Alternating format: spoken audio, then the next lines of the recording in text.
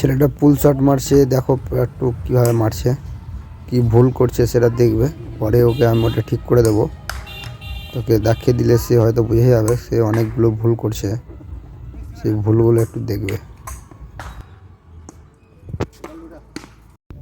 যেভাবে শট মারছে সেভাবে শটটা মার, শ্যাডো কর।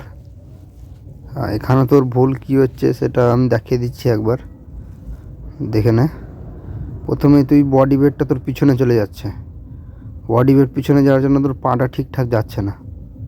বডি ওয়েট এবং ব্যাটের সঙ্গে সঙ্গে বডি ওয়েটটাও ট্রান্সফার করতে হবে, যেটা সব থেকে এবং মিডিলে লাগানো দরকার ব্যাটের, এটা খুব দরকার। তোর অনেকটা বডি ওয়েট পিছনে চলে যায়, নিয়ে কর, দেখা একবার আমাকে।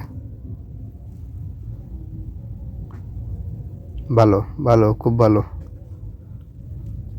ঠিক আছে কর।